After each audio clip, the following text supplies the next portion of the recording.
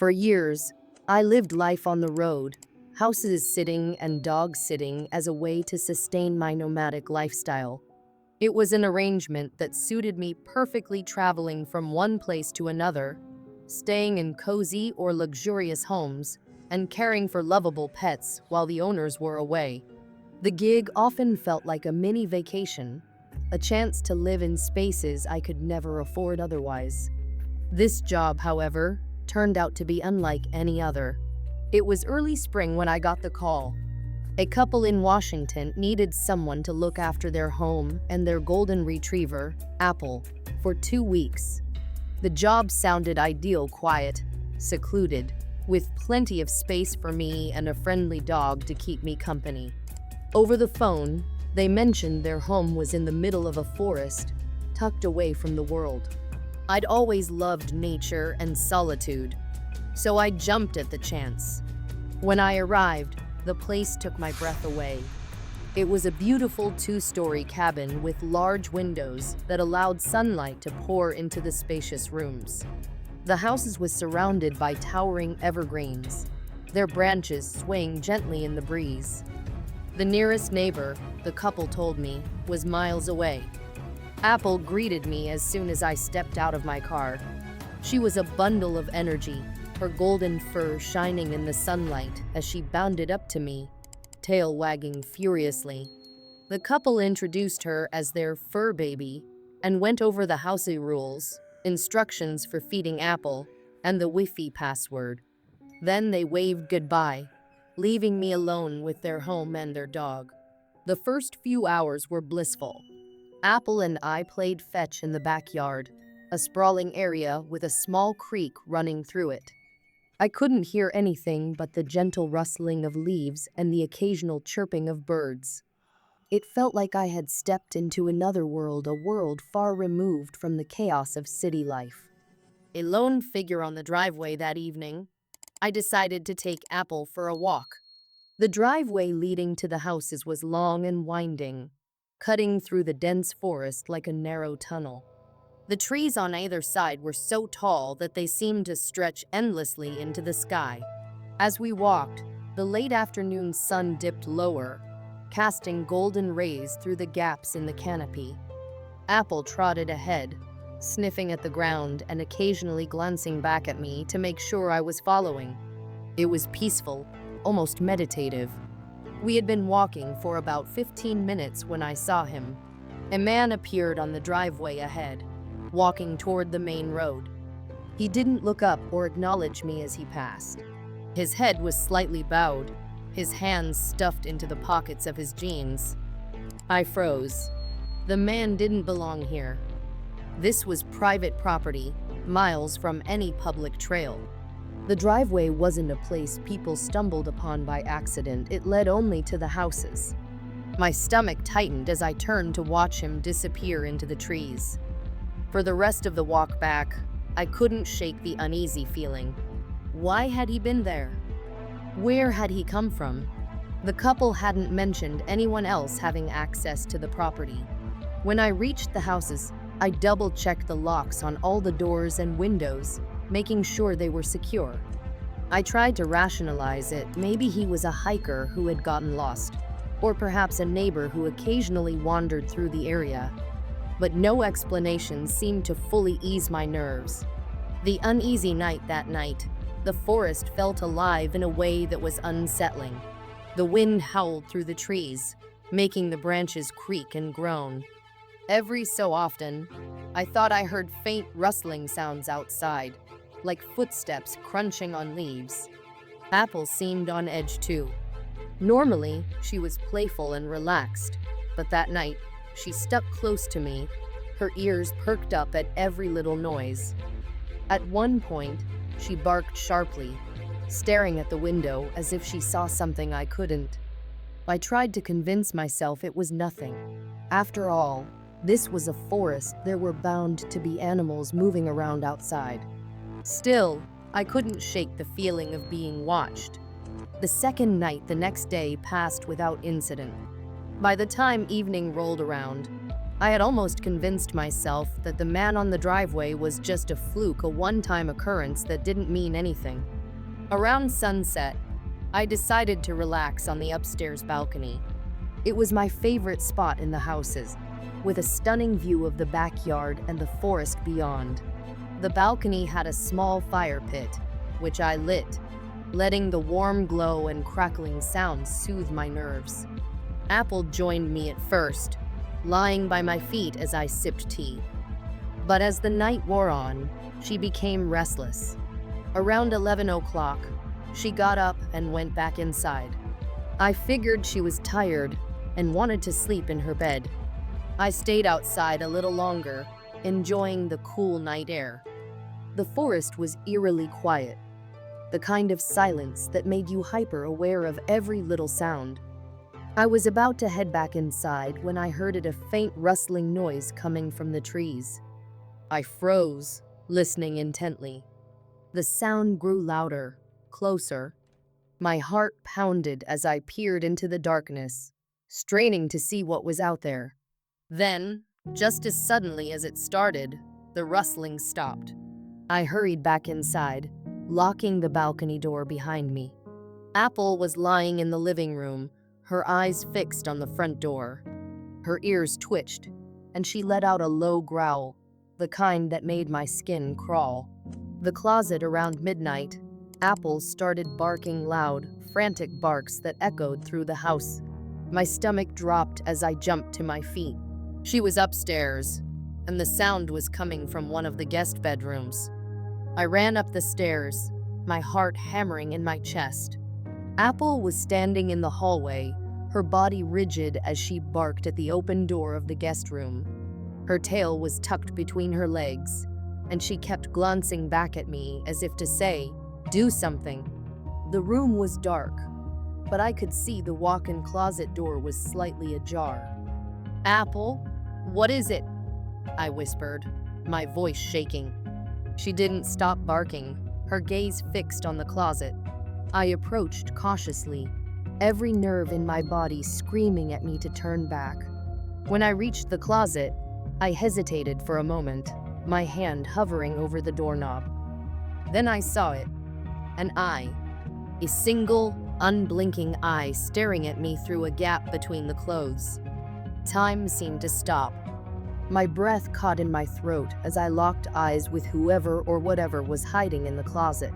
A surge of adrenaline snapped me out of my paralysis. I grabbed Apple's collar and yanked her out of the room, slamming the door behind me. The aftermath, we bolted downstairs, and I grabbed my car keys, barely pausing to slip on my shoes. I didn't stop until we were both in the car, the engine roaring to life as I sped down the driveway. I called 911, my voice trembling as I explained what had happened. The dispatcher stayed on the line with me until the police arrived.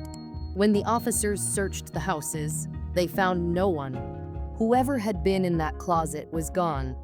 The officers speculated that the man I'd seen on the driveway was responsible. They believed he had been watching the houses, possibly planning to break in, only to find me there instead.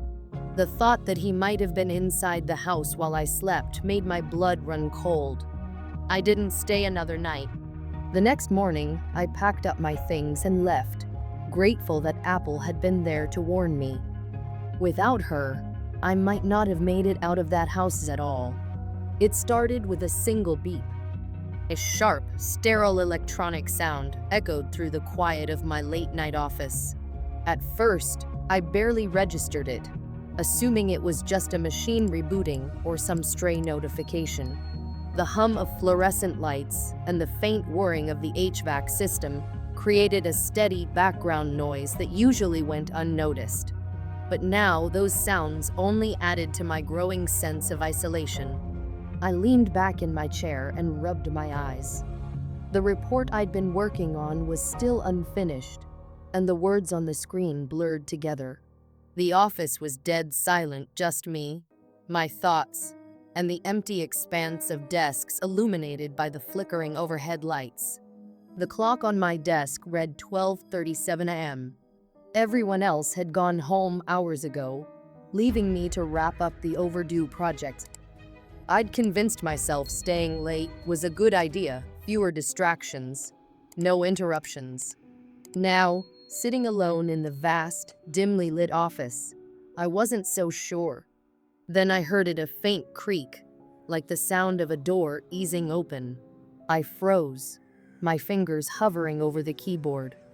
My first thought was that it might be the cleaning crew, but they usually arrived closer to 1am. Besides, they were never quiet. They laughed, chatted, and dragged vacuum cleaners noisily through the hallways. This sound, though, was deliberate, subtle. My heart began to race as I turned toward the source of the noise. The office hallway stretched into darkness, the only light coming from the exit sign at the far end. For a long moment, I stared at the shadows, willing myself to relax. It's nothing, just the building settling or a draft pushing a door open. But then came the footsteps. Soft, deliberate, and growing louder, they echoed faintly through the corridor. I strained to hear, holding my breath, but as quickly as they started, they stopped. "Hello?" My voice sounded weaker than I'd intended, breaking the oppressive silence. No response. The air felt heavier now, thick with unease. I stood slowly, every instinct telling me to investigate, though my body screamed to stay put. Grabbing my phone, I stepped out of my cubicle and into the hallway. The corridor stretched ahead of me, an unbroken line of shadows and faint light. At the far end, the stairwell door stood ajar, swaying slightly. I swallowed hard, my throat dry as sandpaper. "Is someone there?" I called out, louder this time. Still no answer. But just as I turned back toward my desk, the sound returned. Footsteps again, closer now, almost casual. They didn't echo like before. I whipped around, my pulse hammering in my ears. A shadow moved at the far end of the hallway, disappearing into the stairwell. I froze, my heart in my throat. The figure had been tall, unnaturally so, and eerily still just before slipping out of sight. The air in the hallway felt colder now, and I couldn't shake the feeling that I was being watched. Every horror story I'd ever heard came rushing back to me. I clutched my phone tighter, fumbling to unlock it. My shaky hands swiped at the screen, but the fear made my fingers clumsy. Finally, I managed to pull up the keypad and dial 911. 911, what's your emergency? The operator's voice was calm, but it felt disconnected from the fear gripping me. "I'm at work," I whispered. There's someone in the building. They shouldn't be here." "Stay on the line," she said. "Help is on the way." "Are you in a secure location?" I glanced around, unsure. The office was open concept, with no locked doors between me and the intruder. "No," I admitted. A sharp noise interrupted me. The unmistakable sound of heavy boots on the tiled floor echoed down the hallway. My head snapped up. "I think they're coming," I whispered into the phone, ducking behind a row of desks. My breathing was ragged, and I struggled to stay quiet. The sound of the footsteps grew louder, more deliberate. They paused near the break room, then resumed, moving methodically closer. I peeked over the edge of the desk. The figure emerged into view, a tall man, his features obscured by the shadows. He moved with an unnatural calm, his head swiveling slightly as though searching for something. For a terrifying moment, he stopped just a few feet from where I was hiding. I clamped a hand over my mouth, barely daring to breathe. The silence stretched on, suffocating me with its weight. Then, without warning, he turned and walked toward the stairwell. The sound of his boots faded, replaced by an oppressive stillness. "The police are almost there," the operator assured me, but her voice felt far away.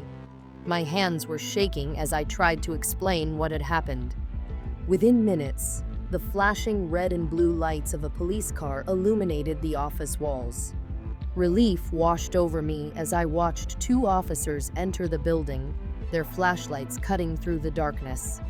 They searched the stairwell, the offices, and the surrounding areas. They found no one. I tried to convince myself it was over, but deep down, I couldn't shake the unease. When the officers reviewed the building's security footage, my worst fears were confirmed. The footage showed the man standing at the bottom of the stairwell for nearly 10 minutes before I noticed him. He didn't move, didn't fidget, just stood there, eerily still, holding something in his hand. When I called out, he reacted, his head tilted slightly, as if he'd heard me. Then, slowly, he began to ascend the stairs. Watching the footage made my stomach twist. At one point, he stopped halfway up and looked directly into the camera. His face was pale, his expression blank, and his eyes. They didn't look human. The police never identified him. There were no fingerprints, no signs of forced entry. The keycard system had logged an access code at 12:31 a.m., but it didn't match any of the active employees. For weeks, I couldn't sleep. Every shadow seemed to move. Every creak in my apartment sent me into a panic. I quit my job a month later, unable to stay in that building. Even now, years later, I can still hear those footsteps in my nightmares. I don't know who or what that man was, but I'll never forget the way he looked into that camera, as if he was looking straight through it.